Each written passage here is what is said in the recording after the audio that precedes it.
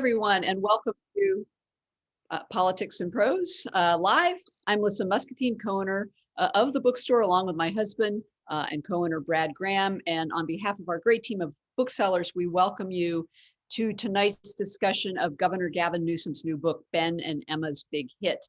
All of you watching this event have or will receive copies of the book, but if you'd like to purchase more copies, which I always recommend for the holiday season, you'll find a link in the chat column. And I should mention that the governor is donating the proceeds of the book to the International Dyslexia Association.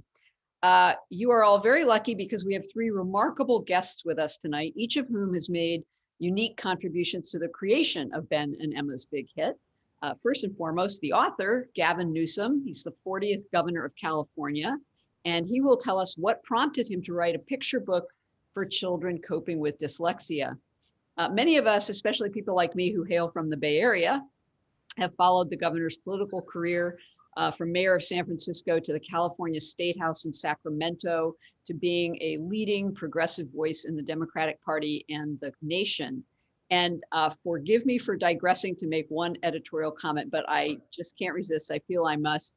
Any and every woman in America who believes she has the right to make decisions about her own body can thank the governor for being so steadfast in supporting women's reproductive rights at this very perilous moment in our nation's history. So Governor, I and many other women like me are just so grateful to you for your support. Finally, and this is relevant to his book, Governor Newsom was also, and I didn't know this until I read the book, a star pitcher, a southpaw on the baseball team at Santa Clara University. Clearly, Governor, you are consistent in leaning left on important matters of politics and baseball. And we are also delighted to be joined by my dear and wonderful friend, Ruby Shamir, who assisted Governor Newsom in writing Ben and Emma's Big Hit and is herself a thoughtful, prolific author of children's books, among them, and I hope some of you have them for your kids. What's the big deal about first ladies? What's the big deal about freedom? What's the big deal about elections? To the moon, and most recently, Bunny Figures It Out. I first met Ruby when she was a college sophomore interning in the White House, where I worked in the Clinton administration. After college, she officially joined the White House staff to work on domestic policy, and she later led Hillary Rodham Clinton's New York Senate office. In addition to writing children's books, she's a trusted literary researcher to a host of well-known authors in the political and journalistic worlds, including the aforementioned Hillary Clinton. And Ruby, you know how much I love being with you, and it's so good to see you. Thank you for joining this event. Love it. And rounding out our trio for tonight's discussion is one of the wonders of the publishing world, Jill Santopolo. Jill is the editor of Ben and Emma's Big Hit and vice president and associate publisher of Philomel Books, one of the most respected publishers of children's literature. She has edited children's books by Chelsea Clinton, Sonia Sotomayor, Temple Grandin, Mayim Bialik, and Vice President Kamala Harris, among others. That would be a career in itself. But on top of all of that, Jill is also an international best-selling writer of fiction, having published novels including Everything After, which just came out earlier this year, More Than Words, and The Light We Lost. And we are just so grateful to have such a huge amount of talent on this screen with us tonight. Governor, I understand you're also in the middle of budget negotiations. So thank you for making the time as well. We're just thrilled to have all of you. And Jill, I'm delighted to hand over the reins to you. Thank you so much for that incredible introduction, Lissa, for all of us. And thank you to the whole staff of Politics and Prose for making this happen. And I'm so thrilled to be speaking with Governor Newsom and Ruby tonight. So I'm going to jump right in and start with you, Governor Newsom. So can you tell anyone who hasn't yet read Ben and Emma's Big Hit what the book is about? Well, first of all, thank you all very much, especially those of you on the East Coast. It's a Friday night, and I know it's late. So any of you that are still with us, thank you for even taking the time to be here tonight. And I'm very humbled. And hopefully we can make this as, try to make it as interesting as we possibly can. Look, this is a bit of an autobiographical book about my own struggles with dyslexia, my own struggles in the classroom, but some strengths that I had off or outside of the classroom on the baseball diamond, and talking to Ruby about how we can mesh some of the biographical with some of the issues that confront upwards of 1 out of 5 people, not just in America, but around the world. Tens of millions of people in this country that are suffering from some form of a language-based learning disability. We tried to blend a contemporary understanding and contemporary knowledge, not only of the issues of dyslexia and language-based learning disabilities, but some of the strategies to overcome them at the same time. And so the book is really a journey, very short picture book of 2 friends, Ben, who plays baseball, the star pitcher, Emma, his friend. The fact that Ben was struggling with reading, he thought Emma was a brilliant reader, stack of books, always seemed confident, only to learn that Emma wasn't quite telling the truth. And she was lying a little bit, not to herself, but to others because of the stigma of not being able to read. And so she acted like she could read. And that was a big disclosure for Ben. That pulled them closer together. But it's really a book about the triumph of support and mentorship that is Miss Kim, the reading coach, the reading teacher, emphasis coach, because the book, the nature of the book, title, big hit, is written. This is why you have to buy it. I'm not going to give it away. But there's a big hit in this book, and it's how Ben and Emma not only learn attributes and strengths that they've developed off the field, but they try to bring it into the classroom, and how they bring Miss Kim out of the classroom and teach her a few things as well. So that's a terrible way to describe the book, except to say it's really a book for kids, but perhaps more importantly, in some ways, as I've discovered, as a father of 4 young kids, the youngest being 5, who, by the way, looks exactly like Ben. His name's Dutch, and the oldest, 12. A couple of my kids with learning differences. The inspiration really came out of reading, which is never easy, to my kids, and dealing with the heartbreak as a parent about their struggles. And so this is a book not only for kids to make it, to deal with the stigmatization and make them know they're not alone and it's okay, but also let the parents know they're not alone and it's going to be okay. And that really is, I think, what makes this book important, because there's not a lot of books out there for parents, let alone kids, that are trying to deal with their kids' learning differences and reading challenges, particularly at this age.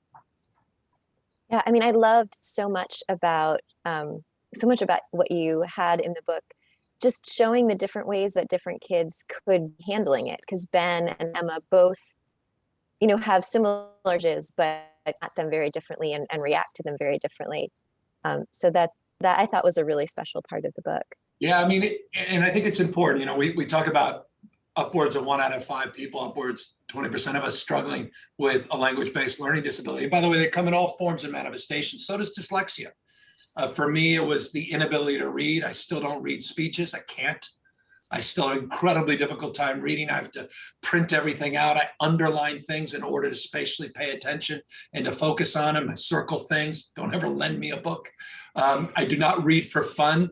God bless you, Jill. I don't think, if I've read a fiction book, I want to say I have, just to cover my bases, but I don't think I have. I mean, that's embarrassing, right? I'm governor of California. What a horrible admission. But it goes to, it was funny.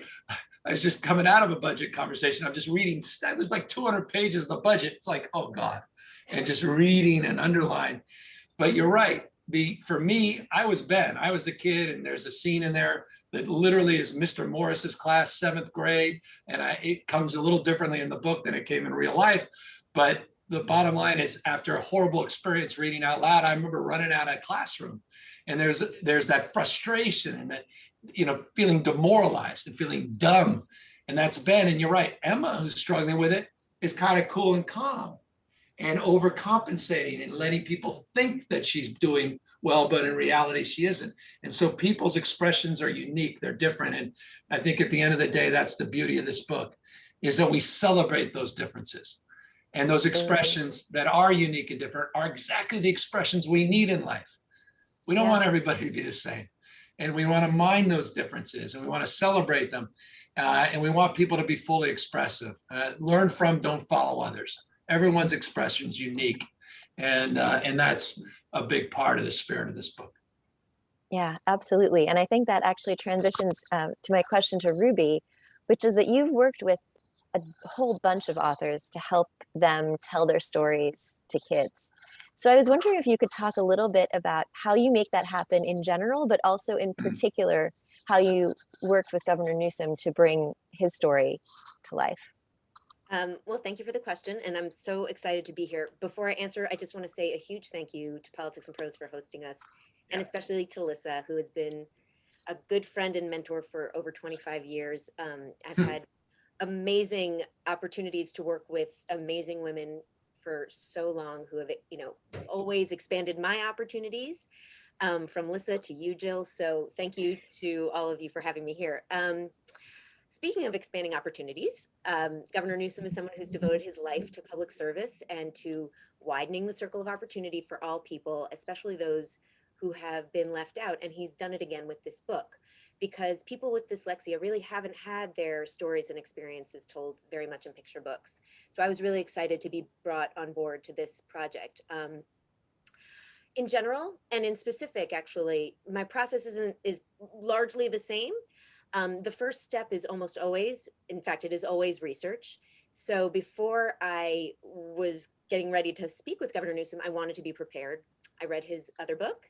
I watched his interviews. I listened to his speeches. I wanted to get a sense of his values, of his voice, of his priorities, of his vision, and especially as relates to his experiences with dyslexia. And then I also did a lot of research on dyslexia itself. I read books by brain scientists, and I interviewed educators of children with dyslexia and parents of children with dyslexia and friends who have dyslexia. I just tried to immerse myself as deeply as I could into the world.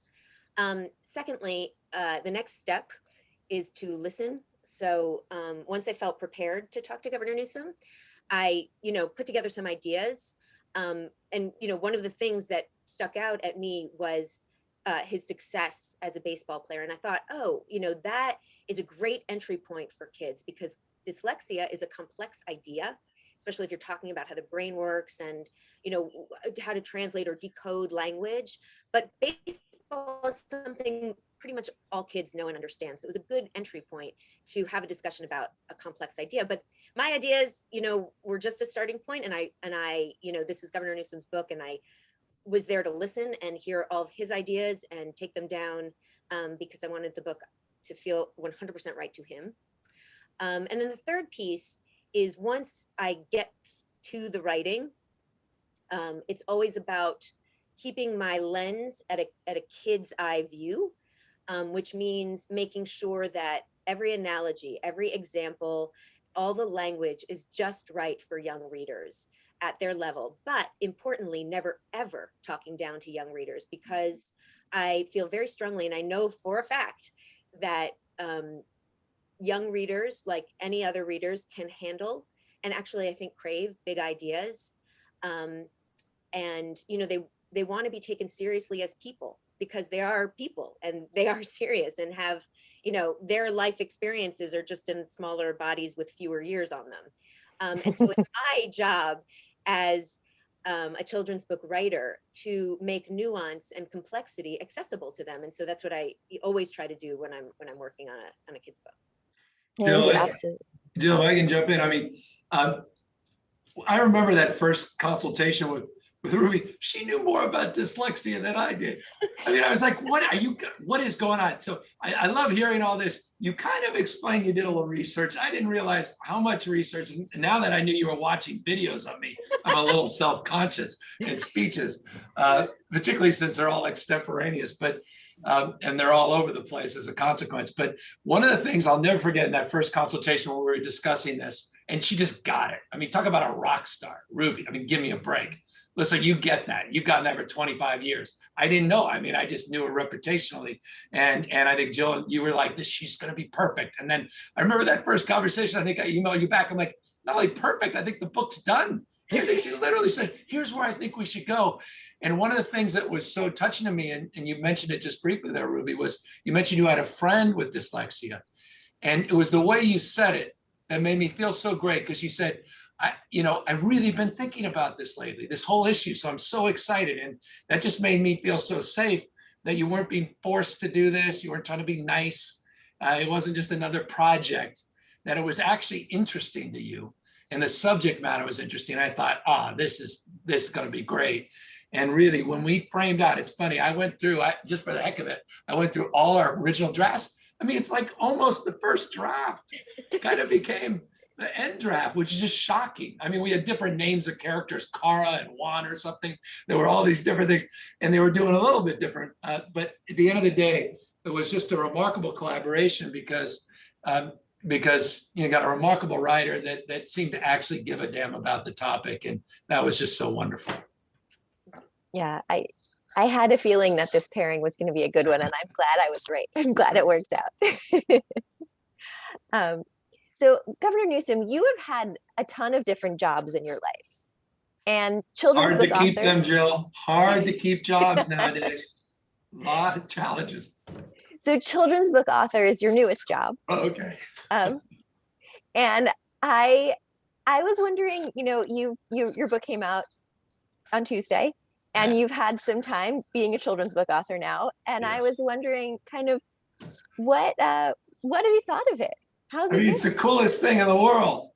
I didn't know it was this cool. Forget this fancy adult book stuff. I mean, who needs that? I mean, I've gone to a bunch of classrooms. I'm like a rock star. This is the coolest thing I've ever done. I'm like, here's my book. And then a little girl, you wrote a book. I'm like, I know.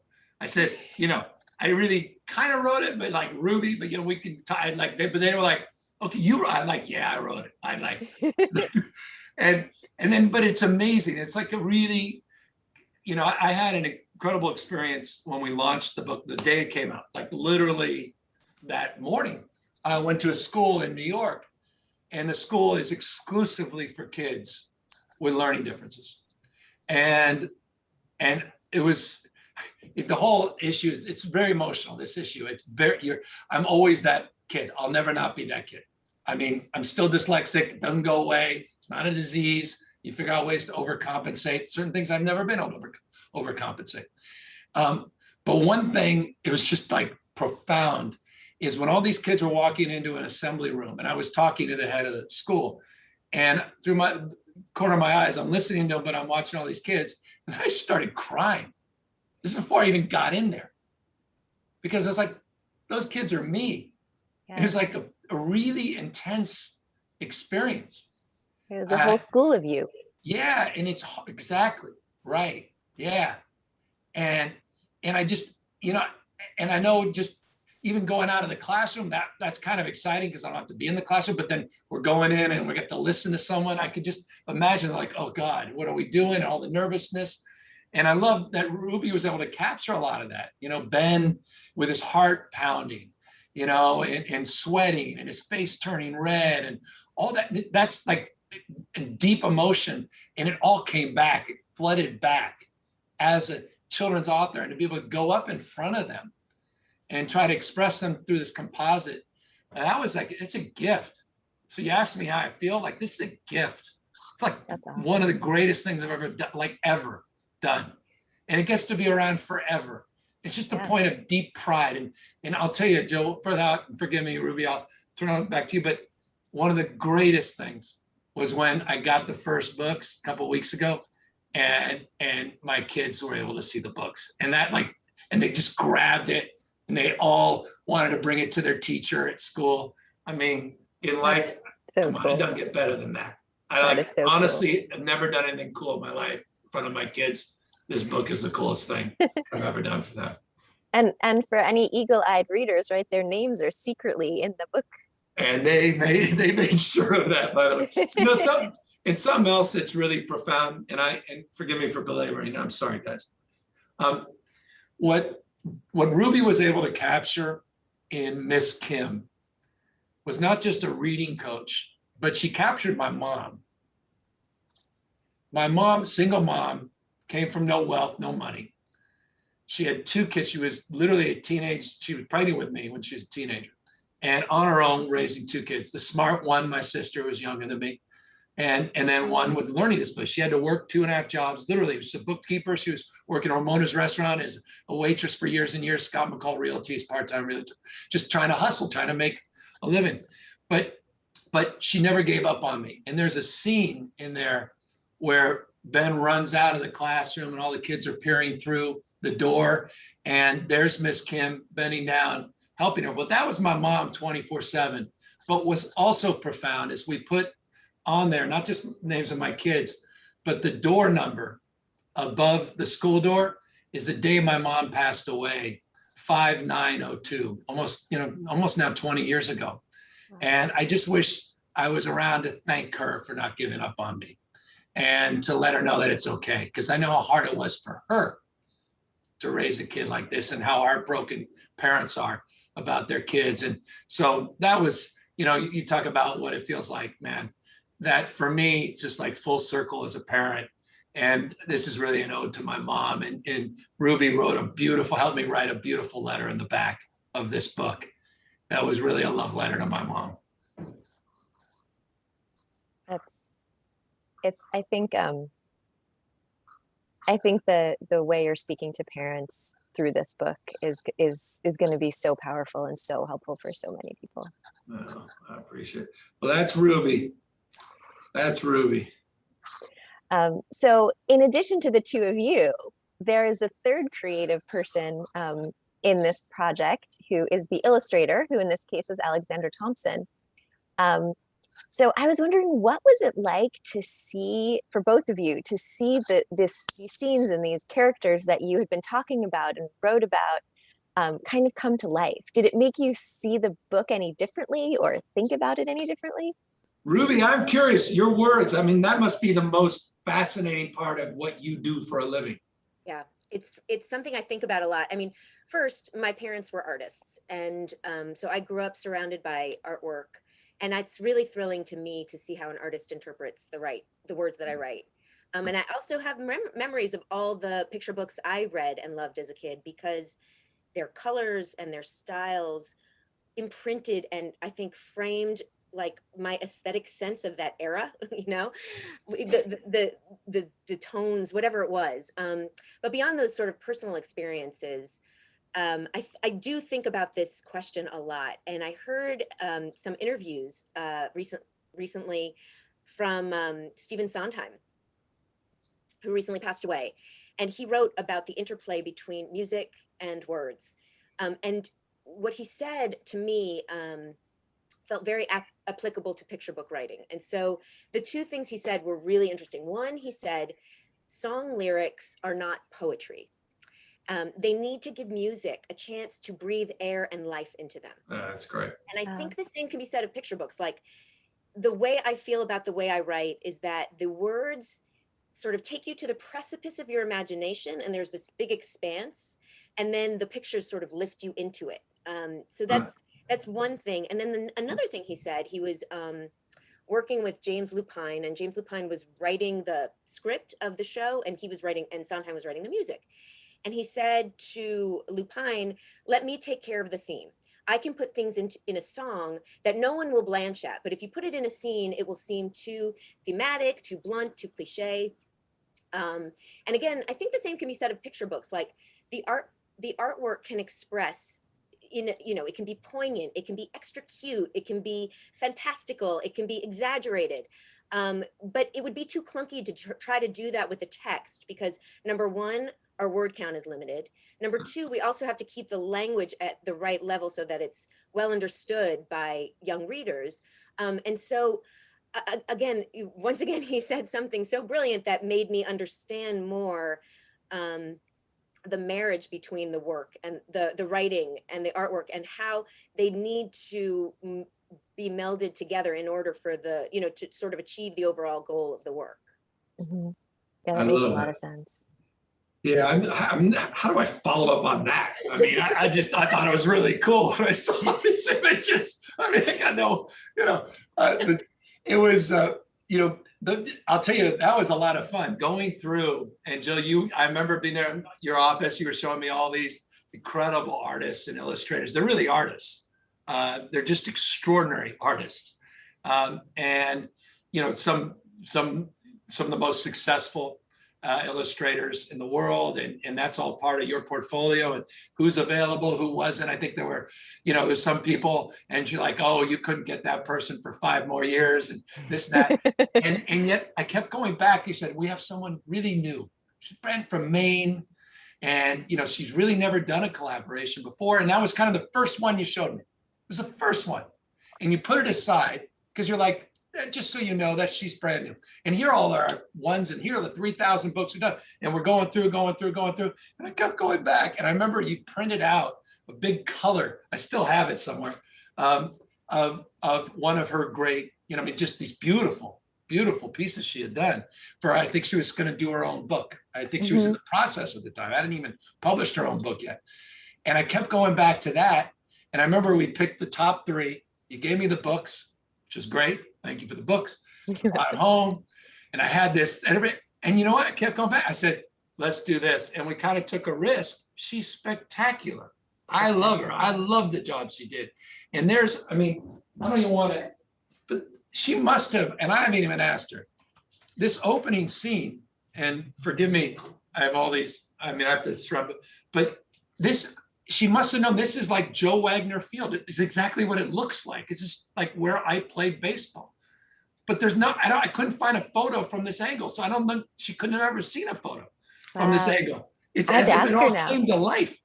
And I'm left-handed, which is beautiful because I am left-handed, number 17. All this stuff, it was just, when you see words and it all starts to come together. There's, by the way, my mom's thing. There's Miss Kim. There I am, or at least, what I think of myself. That's kind of how I think of myself. All the kids peering out, wondering what's going on. That wonderful scene. But it was just a lot of fun to see it. And I think she just did a magnificent job. And as you say, Ruby, some people are very whimsical, very abstract, extraordinary artists, but sometimes that's too much, and then sometimes they're a little too cartoony, a little too sort of youthful. I thought she found a beautiful balance in this, Alexandra. I think it's a beautiful book, a really beautiful book. So Governor Newsom, so you worked on this book on and off while a lot was happening in the world and in California. And, I think between the time. Geez, Jill, what, a year and a half? Come on. Right? We're not done yet. Enough, right? I know. It's time for it to. But I, since the time we first talked about this book to now, I feel like, there's been the start of a pandemic. There have been wildfires. There have been, social unrest, pandemic-induced recessions, droughts, Trump, no Trump, Trump coming. We won't go politics. Sorry. But I was Supreme wondering. Court decisions. But that was, I didn't bring up choice, but today, a lot of stuff, a lot of stress. But I was wondering if all of what's been going on has made you think differently about the role this book could play in children's lives. I wanted to soften the edges. Look, I don't want to romanticize, and I think sometimes, particularly people with dyslexia, we're prone to romanticizing all of the, for years and years it was stigma and a negative. You can't read, you're dumb, and it was, and no one really understood it. No one took the time to understand it. Some people are smart, some people are dumb type thing. Now there's a growing recognition that there are superpowers, that there are weaknesses surrounded by strengths. And if, just because you have a language-based learning disability doesn't equate with intellect, doesn't mean you're dumb or smart, but there's ways you overcompensate and you develop strengths, and those strengths could become superpowers. And that's why some of the most famous and successful people in the world have one thing in common, dyslexia, from Churchill and Einstein. And, more contemporary terms, I was on with Whoopi Goldberg on The View a couple of days ago. And, I was down in Southern California, and, I was reminded Jay Leno has it, and, Tom Cruise and Will Smith, and contemporary terms, Steven Spielberg. But Richard Branson, Prince Harry, he's the new California resident, he has it. And a lot of entrepreneurs, a lot of the most famous corporate leaders, Chuck Schwab, former CEO of Cisco, a lot of entrepreneurs and creatives. But at the same time, a lot of people go undiagnosed, and a lot of people don't get that support. And a lot of people fall off a little bit, and they, as a consequence of losing self-esteem and confidence, they don't ever really get it back. And so I hope this book allows people not only to destigmatize, but pause and allows us to think how many folks, even, I've run into adults and parents saying, you know what, I think I have this kind of explains, I didn't realize, no one told me. I've been struggling with this. It allows people to understand and discover themselves, but it also allows us to start thinking about public policy. That's the long-winded point a little differently. And, we're talking about, joking, Lisa, about the budget, literally the opportunity now, because so many members of our legislature, not my legislature, but the California legislature, have commented about the book and their own dyslexia. And they're like, I really would love to partner with you this year. We'd love to do more on literacy, early screening. I'm like, oh my gosh. That's This amazing. opened a door for conversation. That's Democrats, really Republicans, like parents, human beings. There's no Yeah. partisanship here. Like Yeah. humans, not people that watch Fox or MSNBC, like people that love their kids, like all of us. right. And I just hope it creates that safe space. And also, in closing, to celebrate our differences.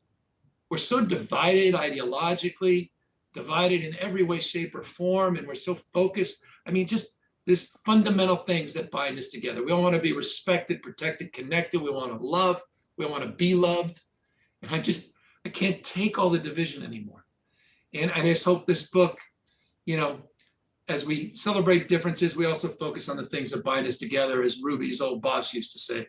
The Clintons love to talk about, common humanity and things that bind us together. Dr. King talked about it evocatively. But that common humanity, I hope, is expressed in this book as well, not just interesting differences. And so I hope that opens up a space for discussion. Forgive the long-windedness of the response. Yeah.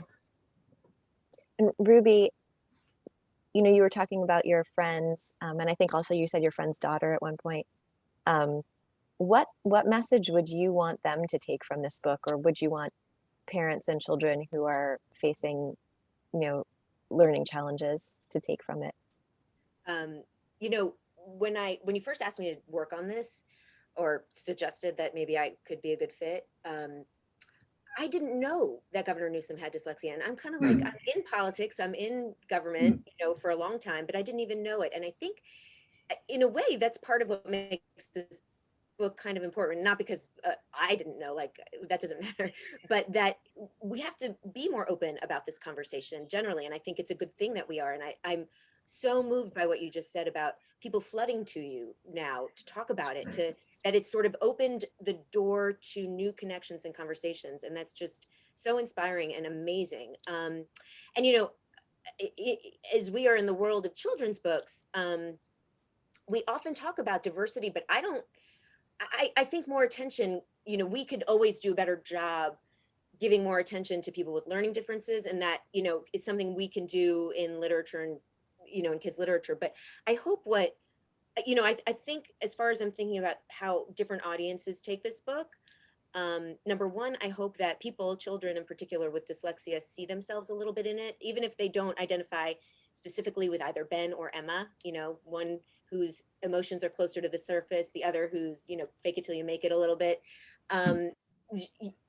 Somewhere in between, I hope that anybody, children in particular who have dyslexia, can sort of see themselves, feel seen, feel like, there's a home for them in this book. But I actually think and hope that people who don't have dyslexia also see themselves in this book. And, one of the things that I learned when I did all this research about you, Governor, is that you're really good at memorizing, right? Yeah. You memorize, you retain, you recall. For me, I am so dependent on writing that if I don't write things down, I can't really remember what happened 10 minutes ago unless I write it down.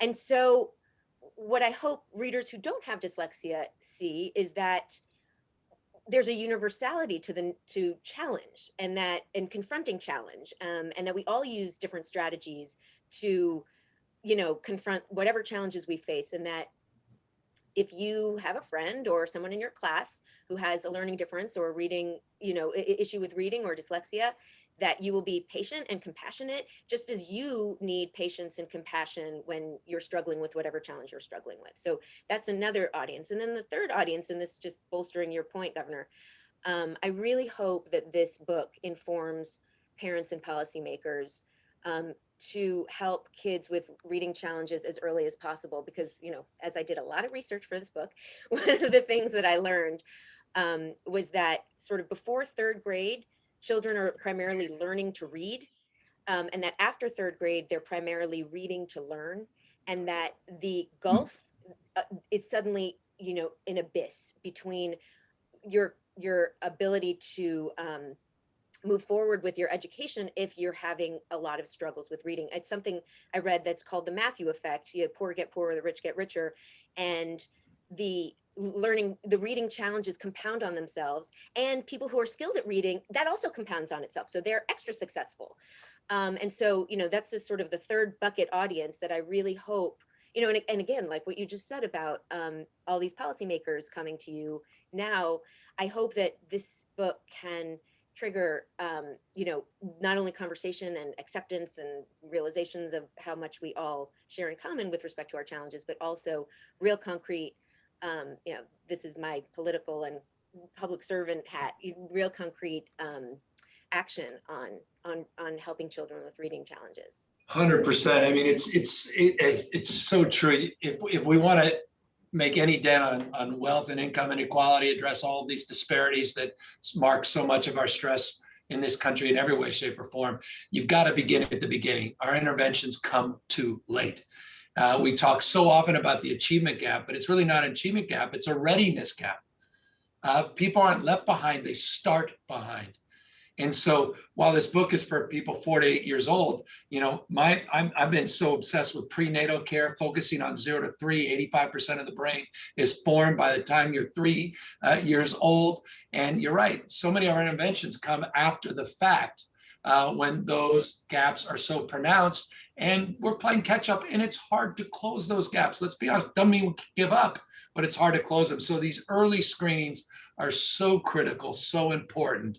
And it's interesting.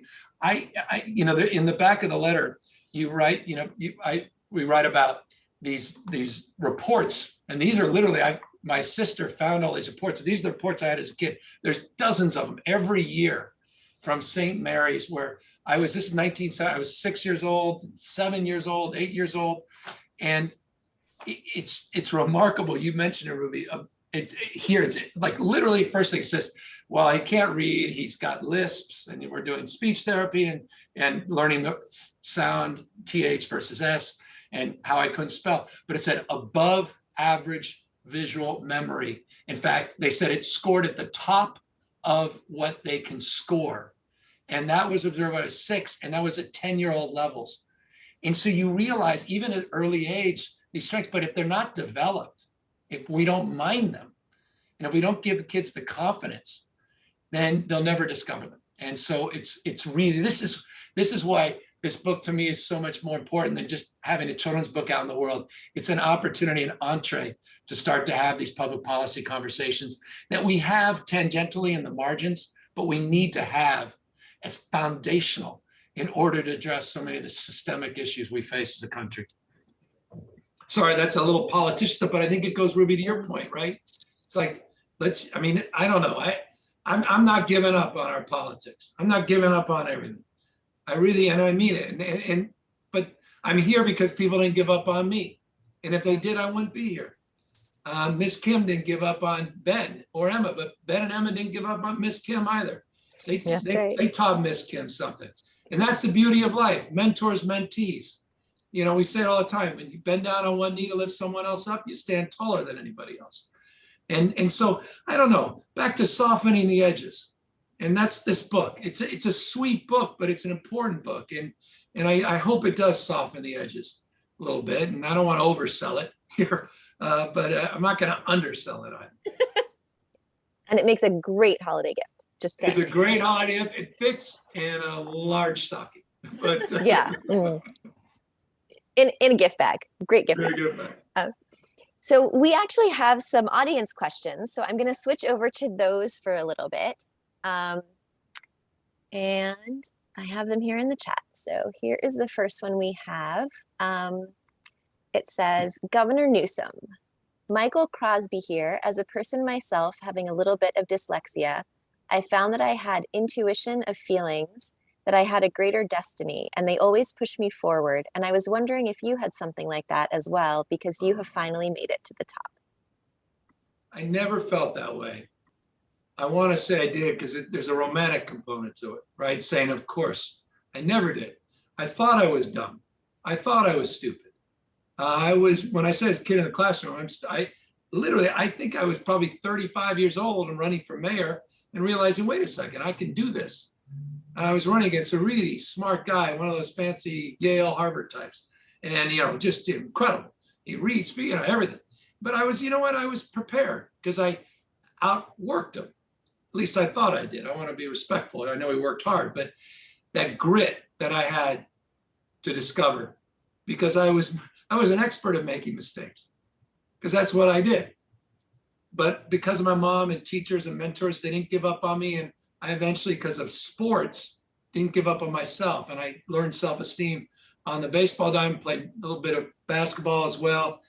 And so I never thought I was exceptional at anything, but I knew I knew one muscle I had is I had grit, and I was just outwork it. And so hard work and discipline was my superpower.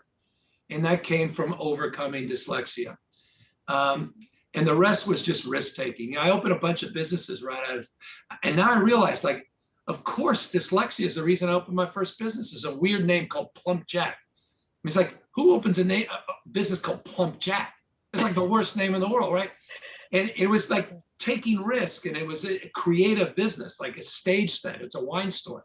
And then I opened another business because I didn't know what I didn't know. The beginner's mind and the entrepreneurial mind. And then it's a restaurant, it's success. I'm like, wow. And everyone's like, what are you going to do next? And I opened another one, and there were 20 businesses later, almost 1,000 employees. I'm like, this is crazy. And then I'm in politics, and then I'm marrying same-sex couples. People are like, that's crazy. I'm like, well, that's what you do.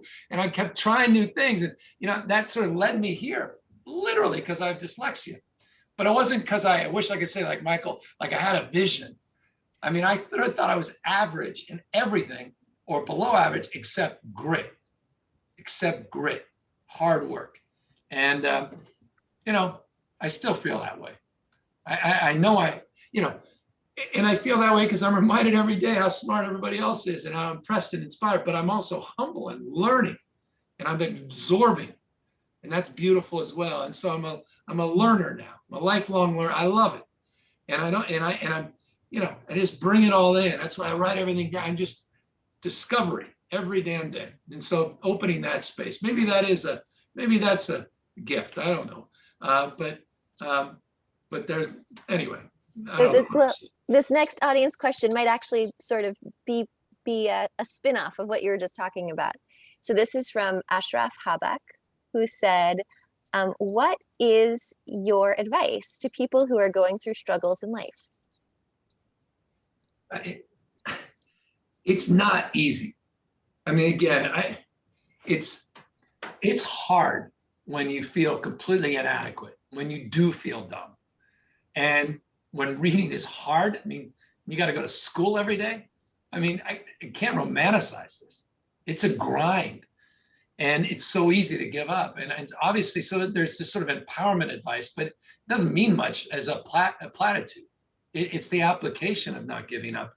But it's, I said it earlier, I really believe it. I say this all the time because I think of it.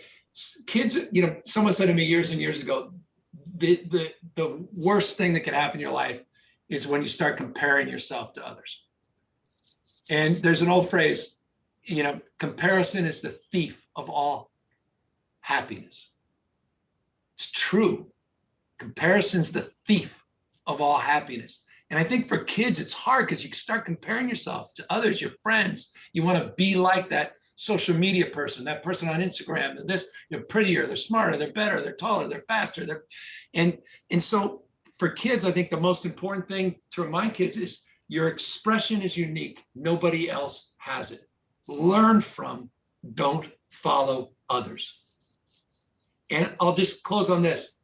I say this all the time too. No one cares how much you know. No one cares because Google knows more.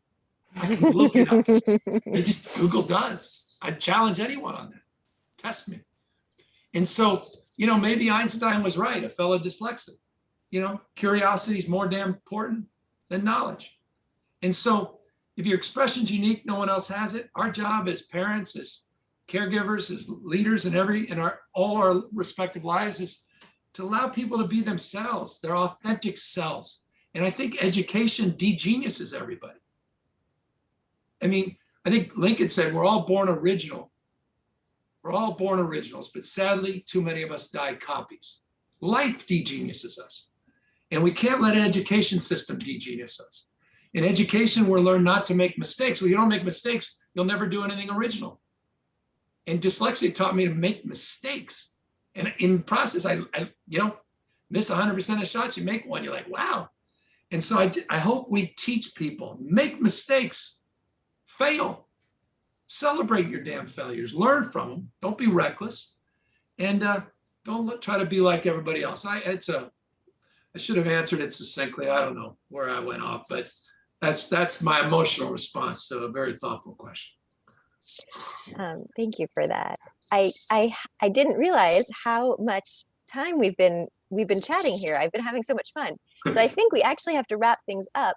So I'm going to ask you one last question, which I always love asking interesting, creative people who have their hands in a whole bunch of different projects at once, which is, what is one thing that you're working on right now that you are very excited about?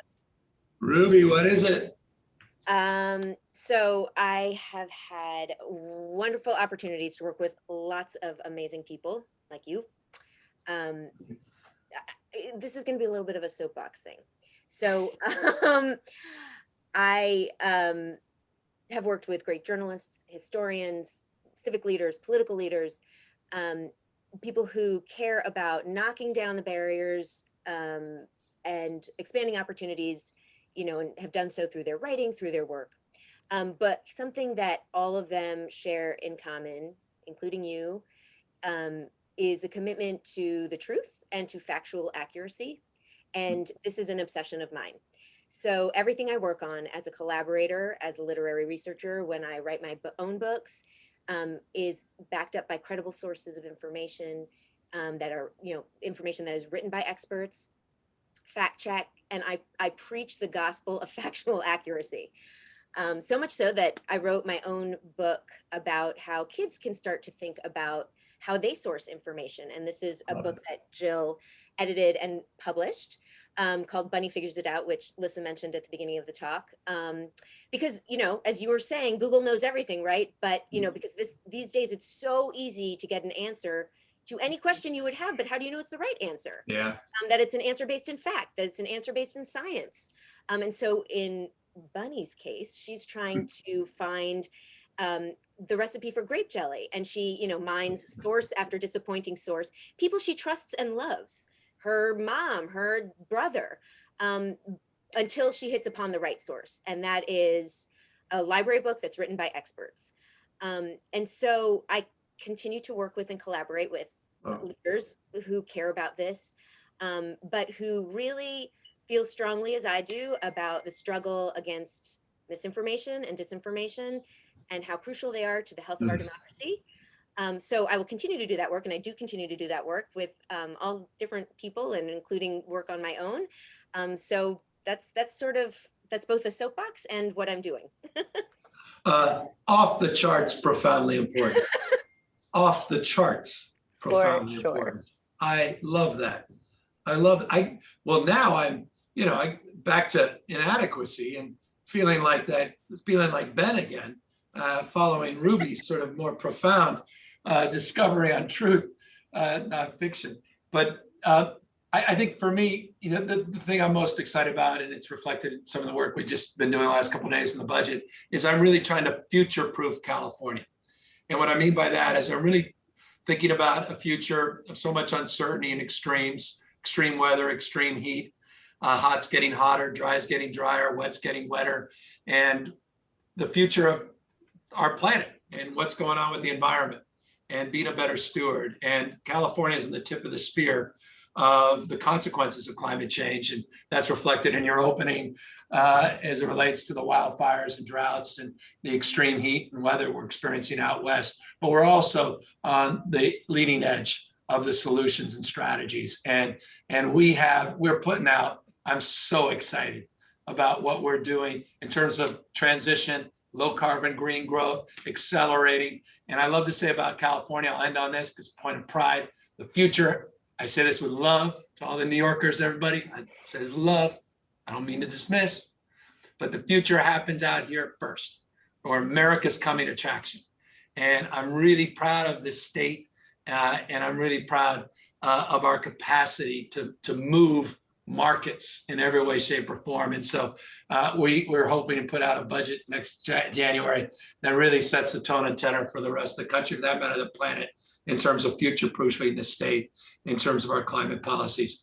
But we've got to make sure people can read. We got to make sure we do early screenings for dyslexic kids.